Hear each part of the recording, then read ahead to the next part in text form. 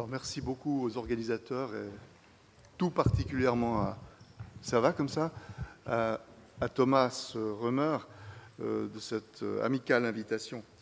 Donc, la question que j'aimerais poser dans le contexte qui est le nôtre ici est la suivante en quelque sorte. Les dieux grecs pourraient-ils se fâcher contre eux-mêmes, avoir honte ou porter le deuil de leurs victimes comme des humains souffrant d'une souillure avant de s'en laver ou d'être anéantis? On n'en est certes pas là, mais on n'est pas loin, surtout si on dirige son regard du côté des mers divines. Elles sont plurielles, ces mers, nombreuses et très souvent colériques. Je me contenterai ici de survoler le dossier de quelques-unes d'entre elles qui entretiennent des relations étroites au niveau des récits où elles apparaissent, avec la figure de Déméter, la déesse éleusinienne. Au cœur de ce réseau, la colère paradigmatique de Déméter est étroitement solidaire du deuil qu'elle porte de sa fille disparue. Ce mythologème est constitué dès le VIe siècle avant notre ère au moins. Il fait de Déméter une figure centrale, référentielle, autour de laquelle s'organise et ne cesse de se composer et recomposer tout un réseau de colères divines et maternelles, des colères suivies d'un épisode d'apaisement, de réconciliation.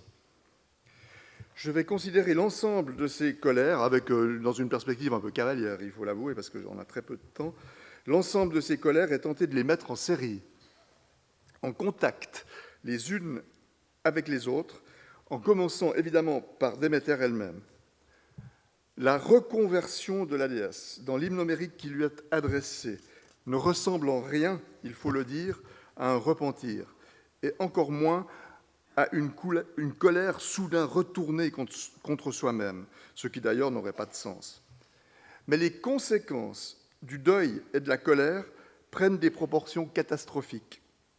La retraite démesurée même, la retraite de la déesse en abandon représente une menace pour l'existence même des humains, risquant de les ramener à l'état bestial pré-civilisé. Un apaisement devient donc impératif, d'autant plus que les dieux ont besoin des hommes. Rappelons que Déméter, après avoir vainement erré à la recherche de sa fille disparue, se retire chez les humains dans le palais d'Éleusis. Elle est furieuse contre Zeus, qui a marié leur fille Perséphone à Hadès, l'arrachant à toute communication avec sa mère. Après avoir été distraite de ce qui ressemble à un deuil, déridée par la gestuelle grotesque mais néanmoins rituelle d'une servante, Iambe, elle se laisse tenter par un rôle de nourrice et essaye d'immortaliser le petit prince d'Hémophon. L'intervention dans la nuit de la maman de l'enfant, effrayée par la vision de la nourrice devenue magicienne, plongeant son enfant dans le feu, fait rater l'entreprise, ce qui conduit la déesse à révéler sa divinité en laissant éclater sa colère. Elle cesse toute activité au risque de compromettre l'équilibre. Ce dernier épisode ne trouvera son terme qu'avec le retour périodique de Perséphone, ainsi que la construction d'un temple et l'organisation d'un culte, celui des mystères d'Éleusis. Le deuil et la colère auront ainsi conduit à la fondation des mystères, un rite où le souci de la fécondité des champs et du désensauvagement de l'humanité se trouve étroitement solidaire d'une promesse relative à la mort. Essayons de rebondir sur cette donnée archaïque et référentielle, et d'expérimenter, comme dirait Marcel Détienne, dans le champ des mers divines, en prenant comme élément de base ce motif du retournement d'attitude. Nous le retrouvons ailleurs, en effet, déplacé, mais toujours en écho à la donnée éleusinienne. Convoqués au tribunal de la cité, confrontés au matricide Oreste, les Érinies, les Furies, perdent leur procès. L'Orestie les présente comme les représentantes du droit de la mère face aux représentants du droit du père. Oreste, soutenu par Apollon, l'ancêtre paternel des Athéniens, et Athéna, fille née sans mère, sortie toute armée du crâne de son père, déesse de l'Acropole. Après leur défaite, contre toute attente, les Érinies abandonnent leur fureur et se transforment en bienveillantes, en Euménides, solidaires de la terre athénienne. À la suite d'un retournement génialement négocié par Athéna dans le final de la trilogie échyléenne. Elles vont assurer la fertilité des champs et la fécondité des troupeaux. La transformation des Érinies en Euménides chez Échille semble construite comme un contrepoint harmonique au destin de Déméter dans l'hymne homérique. Cela ne pouvait pas ne pas être perçu par tout spectateur ou lecteur de la trilogie d'Échille, jouée pour la première fois en 458 avant notre ère. Colère et apaisement, colère et réconciliation. On retrouve cette même dynamique dans un récit relatif à une autre déesse, elle aussi présente à Athènes, la mère des dieux, dont le temple se dresse sur l'agora. Avec la mère des dieux, dont le mythe tel qu'il se constitue à la fin du Ve siècle est très évidemment conçu comme un démarquage de celui de Déméter, la transformation émotionnelle est énoncée sur un mode décalé qui, par comparaison, fait ressortir ou révèle chez Déméter une zone d'ombre où l'éleusynienne apparaît au plus proche d'une Érinie. Regardons cette affaire qui va nous précipiter dans un réseau narratif d'une étonnante fortune et amplitude. Le chœur de l'Hélène d'Euripide, pièce jouée en 412, adresse un hymne à la mère des dieux sur le thème de la réconciliation. Envisagée comme retournement paradoxal de la colère en rire, la réconciliation de la mère des dieux avec les autres dieux chez Euripide marque le terme d'une souffrance ressentie par la déesse à qui l'on a enlevé sa fille, mais qui se laisse finalement distraire du deuil par l'offrande qu'Aphrodite, à l'instigation de Zeus, lui fait des instruments de musique qui deviendront les siens. Deuil d'une fille disparue, courroux, apaisement. La séquence semble la même qu'à Éleusis, mais si la référence est évidente, le récit relatif à la mère des dieux est construit chez Euripide comme un démarquage systématique de la donnée éleusinienne, en direction du sauvage, du pré-civilisé. La Déméter, elle s'appelle Déo chez Euripide. La Déo d'Euripide met fin à son errance dans un paysage de haute montagne et non pas aux confins d'une plaine à blé. Vénérée au son des crotales, c'est les castagnettes de bronze qui relèvent d'un paysage dionysiaque, elle conduit un char attelé de lions. Cette mère Déo, et non pas Déméter, fait grève dans l'épaisseur neigeuse des fourrés, choisissant pour sa retraite un lieu qui n'évoque guère le palais d'Éleusis dans une plaine à blé.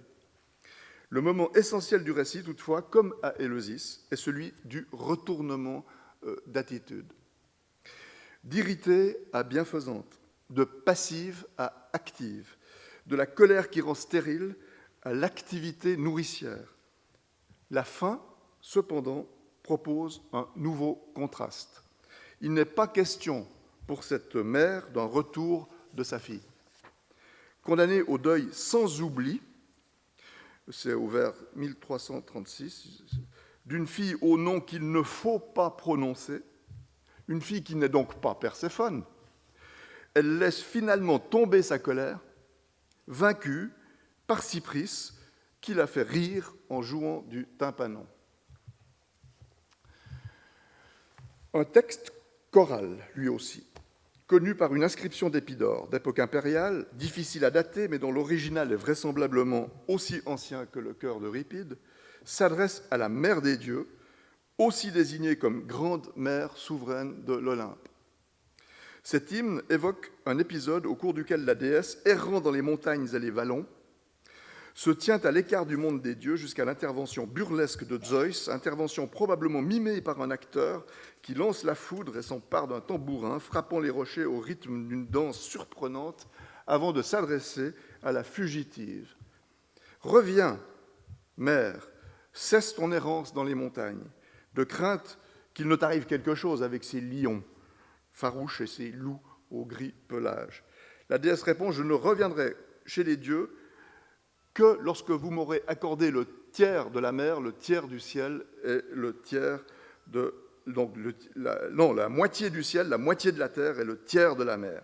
Alors je reviendrai. » Ayant ainsi rendu manifeste sa prétention de souveraineté partagée sur les 3 régions du monde, elle reçoit le salut du cœur sans que rien n'ait été révélé, ni des causes, ni des circonstances de sa retraite, ni de l'issue de la négociation. Cette mère d'Épidore est très proche, dans le temps comme dans l'espace, d'une Déméter arcadienne qui a su fasciner Pausanias, l'historien, le touriste, le pèlerin, qui se rend en Grèce, et notamment au cœur du Péloponnèse, au second siècle de notre ère. Dans une des versions que Pausanias rapporte, la Déméter arcadienne, à l'instar de la mère des dieux d'Épidore, revendique elle aussi, mais en énigme, le ciel, la terre, la mer.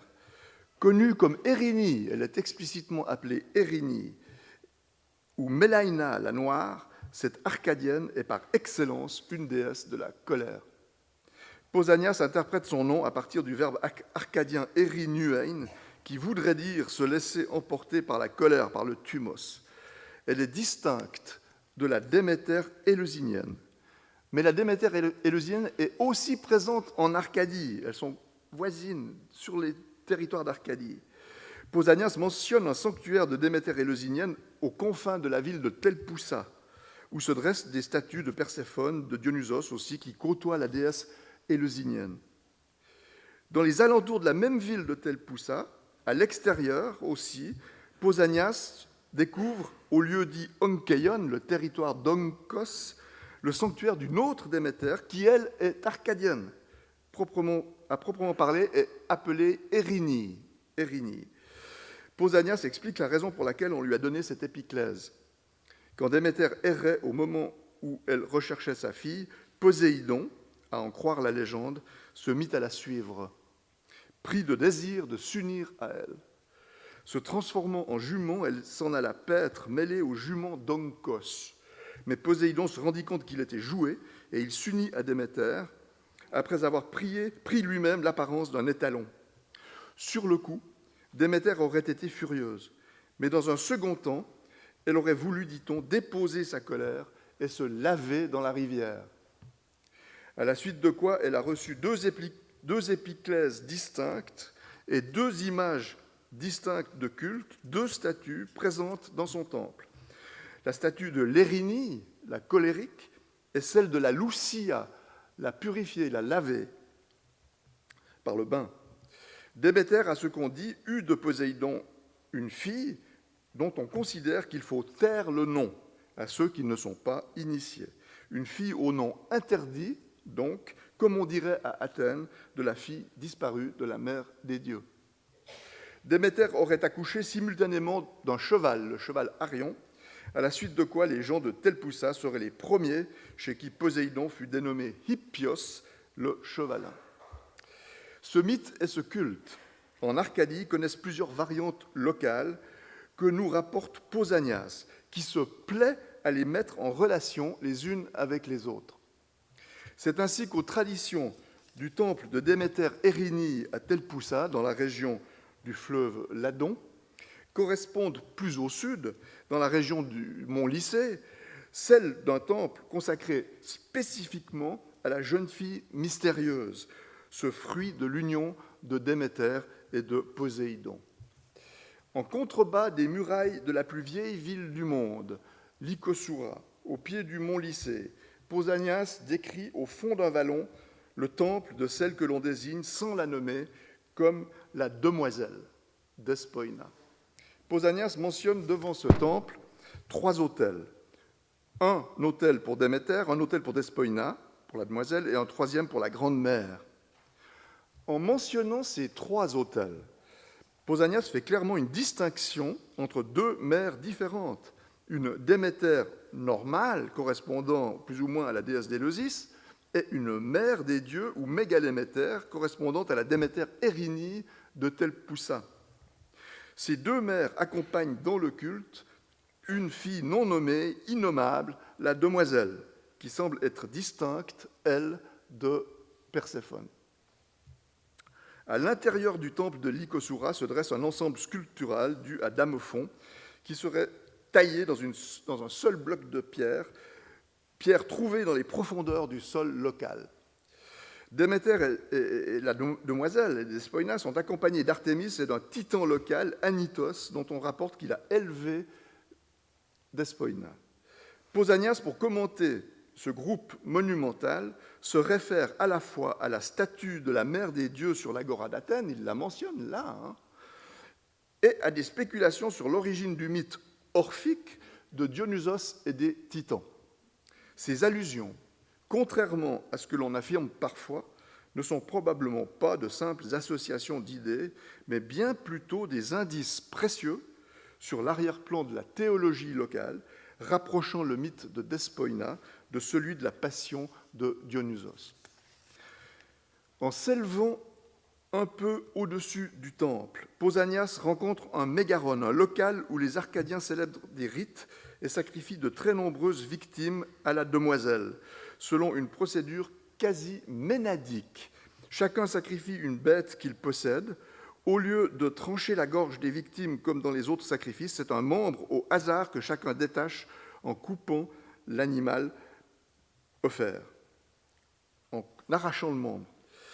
Pausanias ajoute qu'il n'est pas de divinité que les Arcadiens vénèrent plus que cette demoiselle, fille de Poséidon et de Déméter. Son appellation commune est la demoiselle Despoina. De la même façon, dit Pausanias, que l'on donne à la fille de Zeus le nom de Corée, alors même qu'elle a un nom propre, Perséphone. Mais l'autre n'a pas de nom propre. Pour le vrai nom de Despoina, elle en a un, pardon, parce que Pausanias ajoute, mais pour le vrai nom de Despoina, je n'ai pas osé le divulguer aux non-initiés. Voilà, ça fait partie du rite. On peut résumer le dispositif mis en place en Arcadie de la manière suivante. Dans la région de Telpoussa, Déméter Érinii est à Despoina, ce que dans la région de Lycosoura, la Mégaléméter est à Despoina. Mais l'histoire ne s'arrête pas là. De Lycosoura et du lycée, Pausanias se dirige en direction de Phigalie, au-dessus des gorges de la Neda, où il va rendre visite à une troisième variante de la Déméter arcadienne, la plus importante. Pausanias se dirige vers une caverne consacrée à une Déméter Mélaïna, la noire. À l'instar des habitants de Telpoussa et de Lycosoura, les Phigaliens ont un mythe sur l'union de cette Déméter avec Poséidon, et ils disent qu'elle donna naissance à celle que les Arcadiens nomment la demoiselle. Ensuite, le scénario arcadien se superpose au scénario éleusinien. Par colère contre Poséidon et en signe de deuil pour l'enlèvement de Perséphone, la déesse revêt un vêtement noir et se retire dans la grotte. Cette retraite aux allures de grève dure longtemps. Les fruits de la terre périssent, la famine tue une bonne partie de l'humanité, les dieux ignorent où Déméter se cache.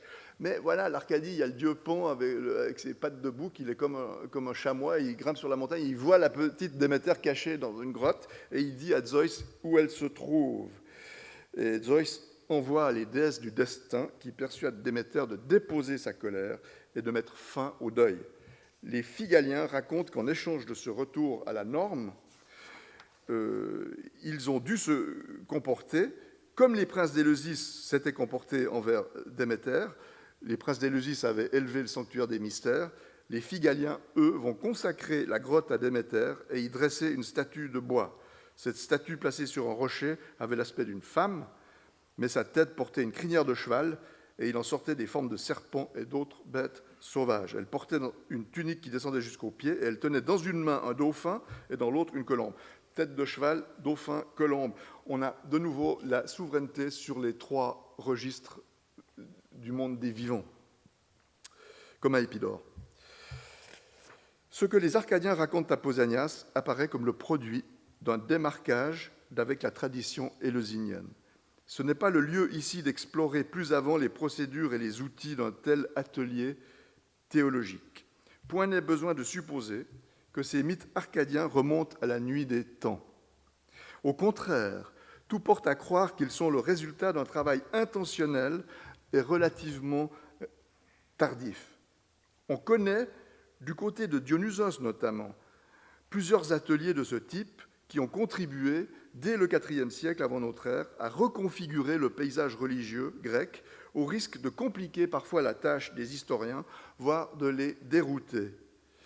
Je passe très vite. Il me suffira ici d'insister sur le fait qu'en ce qui concerne les mers, le motif de la colère et de son renversement ne cesse d'être repris et réinterprété dans une perspective qui n'est pas celle des piété privée ou associative, à la différence de ce qui se passe avec Dionysos, et Dionysos parfois plus ou moins orphique d'ailleurs, mais qui relève en Arcadie au contraire de décisions politiques, à l'instar d'ailleurs des voisins en Messénie, à Andania, qui ont reformulé les mystères à l'époque hellénistique.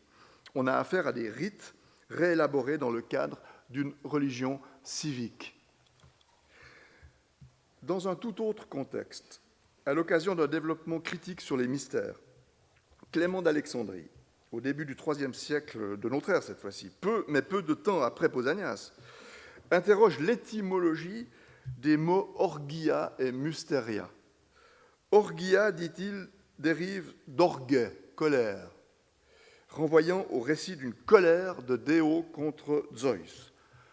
Ta mysteria, les mystères, provient selon lui de musos, souillure, renvoyant à une faute commise contre Dionysos. Clément ne précise pas immédiatement de quelle colère pour Déo, ni de quelle faute contre Dionysos il peut s'agir. Mais dans la suite de son analyse, ce ne sont pas la tristesse et la colère de Déméter, privée de sa fille Perséphone, dont il parle, mais bien de la colère d'une divinité à la fois proche et différente, qu'il nomme Déo, et dont il fait une victime non pas de Poséidon, cette fois comme dans les versions arcadiennes, mais de Zeus, son fils, qui la viole. Comme dans le cas des variantes arcadiennes, le mythe éleusinien en référence auquel s'élabore ce récit n'est pas oublié, mais il est profondément modifié. Une modification du même ordre intervient aussi avec l'introduction de Dionysos dans cet ensemble. Cette introduction explique la présence de Zeus, père de Dionysos, et non de Poséidon. La souillure devient celle des titans orphiques, assassins de l'enfant Dionysos. Clément se réfère donc à un corpus mythologique réélaboré en référence à la tradition éleusinienne classique qui réunit, tout en les transformant radicalement, la geste de Déméter à la passion orphique de Dionysos. Pour reprendre une formule de Fritz Graf, on a affaire ici à un bricolage rituel, basé sur une trame à la fois éleusinienne et bachique. Le rite que Clément interprète sur la base de cette trame concerne finalement les rites adressés à la mère des dieux dans l'Empire romain, et plus précisément le cryobole, une variante du taurobole, où la manipulation des testicules du bélier sacrifié implique un rapport à la castration en l'occurrence d'Attis, l'amant de la mère. Alors voilà les grandes articulations du récit. J'en ai encore pour 2 minutes. Les grandes articulations de ce nouveau scénario sont les suivantes. Zeus s'unit à Déo en prenant la forme d'un taureau. Déo, qui est à la fois Rhea et Déméter, la mère et l'épouse de Zeus. Déo est enragée, donc Déo violée, est enragée par la colère, elle se transforme en une redoutable Brimo. Pour l'adoucir, Zeus fait semblant de s'être châtré. Et il jette au sein de Déo les testicules qu'il a arrachés à un bélier. C'est en relation à cela, précise Clément, que les initiés, il ne faut pas entendre les initiés au mystère d'Éleusis, mais bien les initiés au mystère d'Attis et de la mère des dieux, prononcent les symboles suivants: j'ai mangé dans le tambourin, j'ai bu à la cymbale, j'ai porté le kernos, je me suis glissé sous le voile. Le récit de Clément se prolonge avec la naissance de Phéréphata, fruit de l'union de Zeus avec Déo Brimo. Zeus s'unit à sa fille Phéréphata sous la forme d'un serpent, et l'enfant qui résulte de ce nouvel inceste a l'apparence d'un taureau. Ce dernier taureau renvoie à Dionysos et au récit orphique de son démembrement, qui feront effectivement l'objet d'un développement dans la suite du texte de Clément. Le nom de la divinité dont la colère est au principe de tout est Déo. Clément précise qu'elle se confond à la fois avec Déméter et avec la mère des dieux.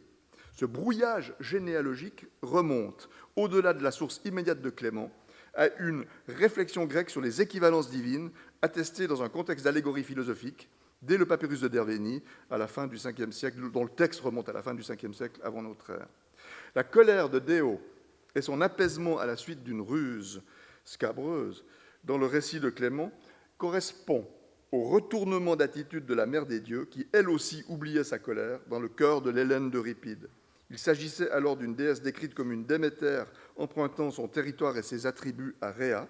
Ce que nous rencontrons chez Clément, en référence à des mystères phrygiens, découle ainsi de manière indirecte d'un vieil héritage. Le récit rapporté par Clément témoigne d'un travail de bricolage, un travail effectué par une pensée proche de l'orphisme qui a pour intention de rattacher la mater magna romaine impériale chez Clément à une philosophie des mystères. Que des spéculations de ce type, débouchant sur des formes rituelles nouvelles, aient pu jouir d'un certain succès avant même l'époque de Clément, nous en avons un indice dans ce que Pausanias rapporte de la Déméter Érinnie. Comparable à celle de Brimo, la colère de la Déméter arcadienne est suscitée, elle aussi, par le viol, celui qu'elle subit sous forme de cavale domptée par Poséidon Hippios. Le coupable est alors un frère de Zeus. La déesse met au monde une fille infernale, la demoiselle, au nom que l'on doit taire, distincte de Perséphone, mais qui constitue un indéniable parallèle à la Ferefata de Clément. Pour conclure, relevons que ce travail de réélaboration et d'adaptation finira, mais tout à la fin, par entraîner la mère à se repentir de sa colère. C'est du côté d'Attis que cela interviendra, et c'est Pausanias, lui encore, qui en est le témoin. Il transmet ce qu'il dit être une version locale du mythe d'Attis et de la mère des dieux. La mère des dieux est amoureuse d'Attis, mais Attis épouse une jeune fille. La mère des dieux, furieuse, suscite la folie d'Attis qui s'auto-châtre et meurt. Et là, à ce moment-là, nous dit Pausanias, dans la version de Pausanias, la mère des dieux, qui s'appelle Agdistis dans cette version, regrette ce qu'elle a fait contre Attis. Metanoia eschren. Elle demande en vain que Zeus ressuscite Attis. Il y a une seconde version du mythe chez Arnob. J'ai fini maintenant. J'ai vraiment fini. Une seconde version du mythe chez Arnob qui ignore Pausanias, mais qui cite ses sources. Et les sources sont éleusiniennes. Il s'agit d'un... Parmi les sources citées par Arnob, il y a un prêtre d'Éleusis qui a travaillé à la réélaboration du mythe de Sarapis à Alexandrie. C'est intéressant. Ça nous donne une idée des milieux, des ateliers théologiques où s'élaborent ces nouvelles versions du mythe. Ces ateliers sont d'inspiration éleusinienne, ce qui n'est guère surprenant. Donc, pour finir, vraiment, si la mère des dieux est encline à piquer des colères, quitte à causer finalement la mort de son amant, elle finit par apparaître quand même susceptible de le regretter, mais c'est dans une version qui date sous la plume d'un auteur polythéiste de l'époque chrétienne. Voilà, je vous remercie.